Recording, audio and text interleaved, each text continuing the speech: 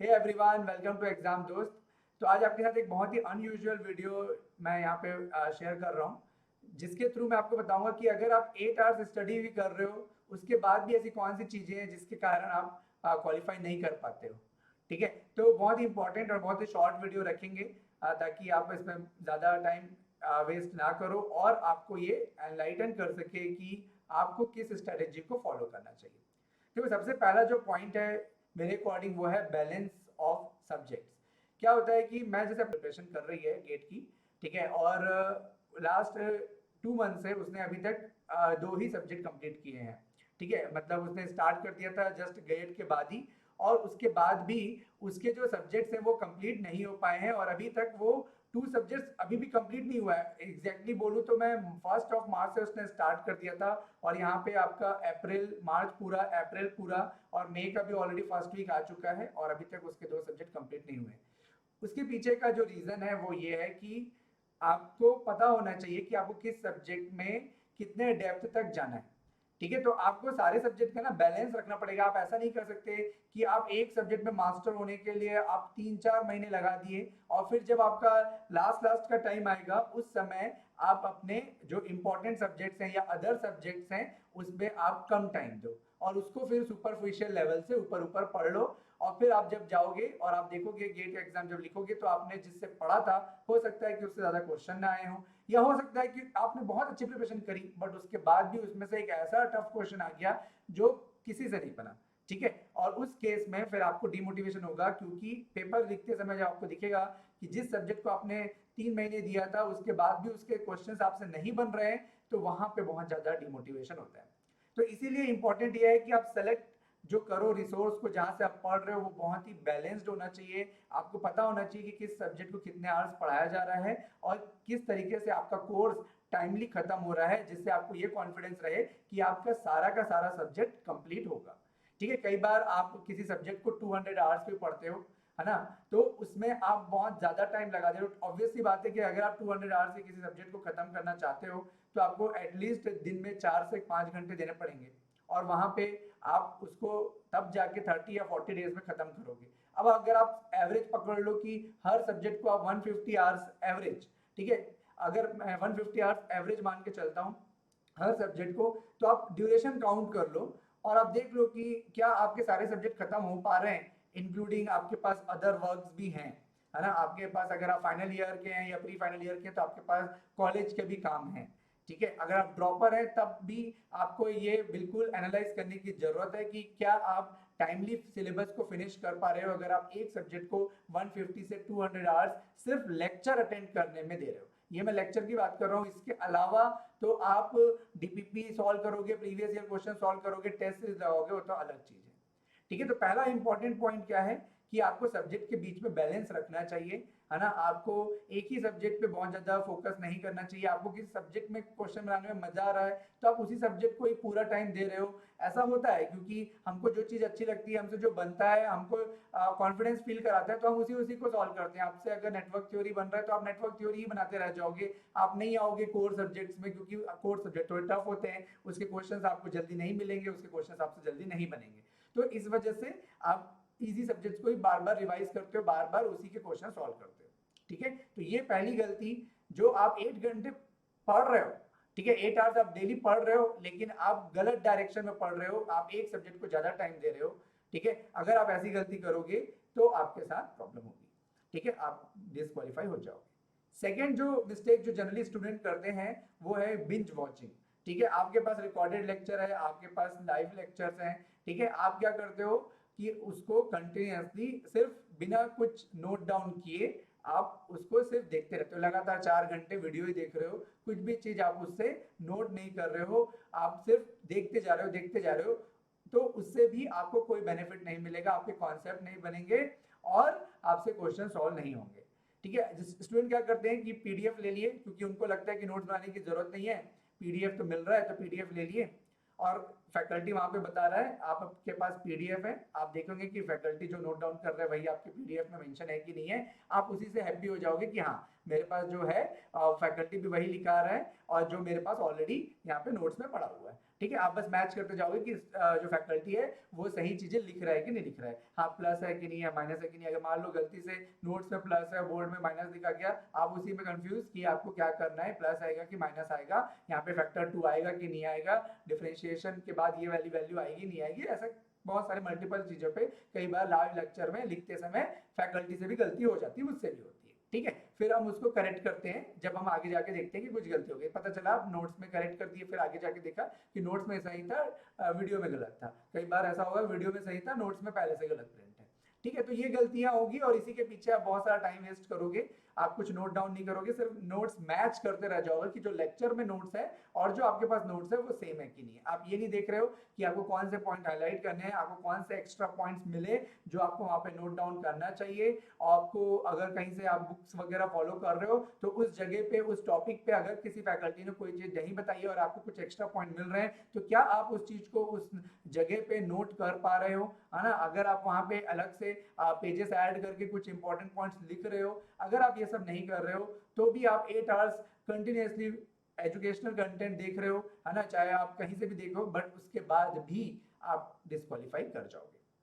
ठीक है, थर्ड जो पॉइंट है वो है डिस्ट्रैक्शन। ठीक है, स्टूडेंट्स के साथ बहुत सारे डिस्ट्रैक्शन है। जैसे स्टूडेंट्स क्या करते हैं कि वो टेलीग्राम ग्रुप ज्वाइन करेंगे, ठीक है, टेलीग्राम ग्रुप ज्वाइन करेंगे, वहां पे पोल क्रिएट करवाएंगे कि इस सब्जेक्ट के लिए कौन सा बेस्ट फैकल्टी है। ठीक है, आप बहुत सारी जगह सिर्फ यही करते रहोगे, कोई भी आपको स्ट्रेटेजी सेशन कोई देने के लिए आ जाएगा यूट्यूब पे, आप जाओगे उससे यही पूछते रहोगे कि सर इसके लिए कौन सा बेस्ट फैकल्टी, इसके लिए कौन सा बेस्ट फैकल्टी है। पोल के रिजल्ट देखोगे, फिर उस फैकल्टी को फॉलो करोगे, एक हफ्ते बाद आपको लगेगा कि नहीं मेरे को नहीं समझ में आ रहा है, फिर से आप टेलीग्राम जाओगे, फिर से पोल क्रिएट करोगे, फिर कोई दूसरा टीचर दिखेगा, फिर आप उस दूसरे टीचर को फॉलो करोगे, फिर आप देखोगे कि नहीं ये भी अच्छा नहीं लग रहा है, फिर वापस से आप पुराने टीचर के पास चले जाओगे और इस तरीके से आप सिर्फ स्विच ही करते जाओगे। आपको लगेगा कि मैं अपना टाइम जो है वो स्टडी में ही डिवोट कर रहा हूँ, क्योंकि मैं तो अपने कंटेंट से रिलेटेड ही काम कर रहा हूँ कि मेरे को कौन से रिसोर्सेज फॉलो करने चाहिए, और आप उसी पे ही लगे रह जाओगे, टेलीग्राम में पोल क्रिएट करते जाओगे, ना, और उसी पे ही आप अपना पूरा टाइम वेस्ट करते जाओगे।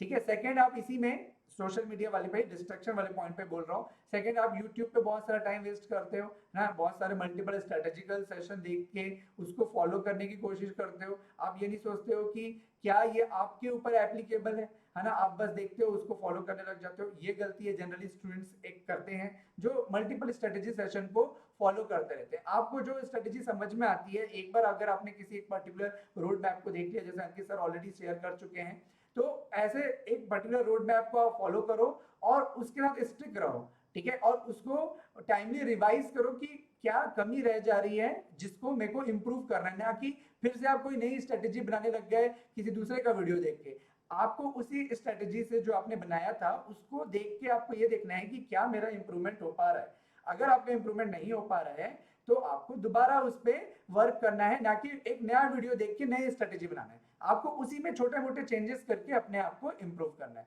ठीक है, इंस्टाग्राम में आप बहुत सारे रील वगैरह देख के टाइम वेस्ट करते हो, यूट्यूब में बहुत सारे रील वगैरह देख के आप टाइम वेस्ट करते हो, तो ये सारी चीजों से आपको बचना है ना। आपको यूट्यूब पे बहुत सारे कंट्रोवर्शियल वीडियो देखते हो, आपको बहुत मजा आता है कंट्रोवर्शियल वीडियो देख के, है ना, उसमें तो सबसे ज्यादा व्यूज रहते हैं, यानी कि आपको सबसे ज्यादा मजा आता है। टेक्निकल कंटेंट अगर आपको कोई देता है तो उसमें व्यूज नहीं आते हैं, वाई, बिकॉज आपका इंटरेस्ट उसी सब चीजों पे है। ठीक है, मतलब आप डिस्ट्रैक्ट हो जाते हो इजीली इन सब चीजों से, आप अपने मेन गोल से हटके ये सब वीडियो पे आप जल्दी फोकस करने लग जाते हो। ठीक है, तो ये सारी चीजें हैं जिसकी वजह से आप अपना टाइम वेस्ट करते हो। आपको लगता है कि मैं लैपटॉप के सामने बैठा हूँ, मैं लेक्चर अटेंड करने बैठा हूँ, मैं नोट्स बना रहा हूँ, बट उसी बीच में आप एक यूट्यूब ओपन करते हो किसी चीज को सर्च करने के लिए, और उसके साथ आपके पास मल्टीपल वीडियोस, ऑब्वियसली इस जमाने में आपको सारे आपके चॉइस की चीजें दिखने लग जाती हैं और आप उस पर क्लिक करते जाते हैं और आपका कंटिन्यूसली टाइम वेस्ट होता जाता है। ठीक है, और फोर्थ होता है आपका टाइम टेबल। ठीक है, आप बहुत सारे टाइम टेबल बनाने के पीछे, बहुत सारे लोग अपना टाइम टेबल बनाने के पीछे, through out the year time table बनाने के पीछे, बेस्ट टाइम टेबल, यही सब सर्च करते हो, non ideal, ideal time table, आपको ऐसे बहुत सारे वीडियो देखने को मिलेंगे और उस वीडियो के पीछे आप अपना टाइम टेबल बनाते हो और वहां पे भी उसको थ्रू आउट द ईयर अगर आप फॉलो नहीं कर पाए, इनफैक्ट आप 10 दिन भी फॉलो नहीं कर पाए, आपके पास प्रेशर आ जाएगा कि यार मेरे से तो जो मैंने एम बनाया है अगर वो फुलफिल नहीं हो रहा है, मतलब कि मेरा सब्जेक्ट खत्म नहीं हो पाएगा, और आप अंदर ही इंटरनली एक प्रेशर फील करने लगोगे कि यार मेरा सब्जेक्ट लगता है टाइम पे खत्म नहीं हो पाएगा। तो फिर आप चीज़ों को ऊपर से पढ़ने लगोगे या फिर आप चीज़ों को छोड़ने लगोगे, तो ये सारी गलतियां आप करोगे और अल्टीमेटली आप फिर से डिस्क्वालीफाई हो जाओगे, इवन आप स्टडी कंटिन्यूअसली कर रहे हो। ठीक है, तो टाइम टेबल के लिए क्या करना है, तो देखो ऐसा नहीं है कि टाइम टेबल हम भी शेयर करेंगे, हम भी आपके साथ 5 मंथ 6 मंथ की स्ट्रेटेजीज प्लान करेंगे, लेकिन आपको अपने अकॉर्डिंग, आप इतने मैच्योर तो हो ना कि आप खुद डिसाइड कर सकते हो कि आपके लिए क्या बेस्ट है। क्योंकि हम तो आइडियल सिचुएशन पे एक टाइम टेबल बनाते हैं जहाँ पे बहुत सारी चीजें हमको क्लियर नहीं होती है कई बार कि एक स्टूडेंट के लाइफ में क्या क्या चीजें हैं, लेकिन आपको पता है कि आपकी लाइफ में क्या क्या चीजें हैं। किसी के घर में शादी हो सकती है, किसी को पता है कि मेरे को कॉलेज में ये प्रोजेक्ट सबमिशन आएगा, मेरे सेमेस्टर एग्जाम्स आएंगे, मिड सेमेस्टर एग्जाम्स आएंगे, तो उसके अकॉर्डिंग आपका टाइम होना चाहिए। तो आपका जो टाइम टेबल है एटलीस्ट वो 1 मंथ या 15 डेज का प्लान होना चाहिए। ठीक है, ताकि आप उसको नेक्स्ट 15 डेज आप उसमें स्टिक रह सको, ताकि आपकी कंसिस्टेंसी मेंटेन रहे। ठीक है, आपको 15 डेज का या 1 मंथ का बनाना है, आपको अगले 1 मंथ का प्लान पता है कि आपके सामने क्या क्या चीजें आने वाली है ना। आपके घर में कोई फंक्शन है, कहाँ पे आप छुट्टी लेने वाले हो, कहाँ पे आप लेक्चर नहीं अटेंड करने वाले हो, है ना, कहाँ पे आपको कॉलेज के काम करने हैं, कहाँ पे आपको कुछ घर के काम करने हैं, इन सब चीजों का आइडिया सिर्फ आपको है। और आप उसके अकॉर्डिंग अपना एक 15 डेज या 1 मंथ का प्लान कर रेडी करो और उसको फॉलो करो कि यार अब मैं इस 15 डेज में तो चाहे किसी भी कितनी भी वर्स्ट सिचुएशन आ जाए, इस 15 डेज को मैं कंटिन्यूअसली फॉलो करूंगा। और उसके बाद फिर नेक्स्ट 15 डेज में आपके पास कुछ नई चीजें क्रिएट होंगी और उसके अकॉर्डिंग आप थोड़े से अपने टाइम को एडजस्ट करोगे और फिर से उसको 15 डेज फॉलो करोगे। तो ऐसा अगर आप करोगे ना, तो आपके पास एक कंसिस्टेंसी मेंटेन रहेगी कि आप 15 डेज का एक छोटा छोटा गोल बनाओगे कि इतने पार्ट को मुझे सब्जेक्ट में खत्म करना है और उसके बाद मेरे को ये काम करने हैं और फिर से मैं नया टाइम टेबल के अकॉर्डिंग अपने नए प्लान को एग्जीक्यूट करूंगा। ठीक है, ना कि आप एक पूरे थ्रू आउट ईयर का प्लान बना लो और उसको एक भी दिन फॉलो ना कर पाओ। ठीक है, अगर आप ऐसा करोगे तो आप हर दिन नया टाइम टेबल ही बनाते रहोगे और उसी चक्कर में आपका अगेन टाइम वेस्ट होगा, क्योंकि आपको लगेगा कि मैं तो अपने स्टडी के लिए ही टाइम दे रहा हूँ, मेरे को कैसे पढ़ना है, मेरे को कितने देर पढ़ना है, मैं उसके लिए टाइम दे रहा हूँ। तो वहां पे फिर आप अपना टाइम वेस्ट करोगे और सिर्फ हर दिन यही करने में आपके बहुत सारे टाइम निकल जाएंगे और अल्टीमेटली ऐसा होगा कि आपकी प्रिपरेशन अच्छी नहीं हो पाएगी, आप प्रॉपरली टेस्ट सीरीज नहीं दे पाओगे, रिवाइज नहीं कर पाओगे और आपका टाइम खत्म और गेट एग्जाम आ जाएगा और आप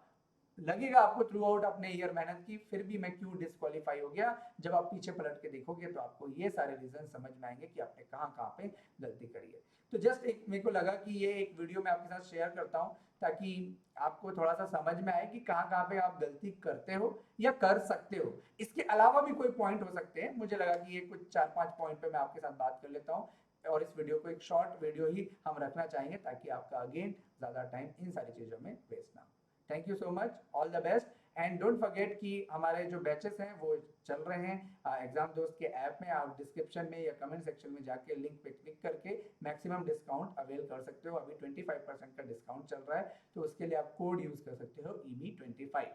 लास्ट डेट आपका 10 मई है, तो मिस नहीं करना। जितना जल्दी हो सके आप इस लाइव क्लासेस को ज्वाइन करके अपनी प्रिपरेशन स्टार्ट कर सकते हैं। Okay, thank you.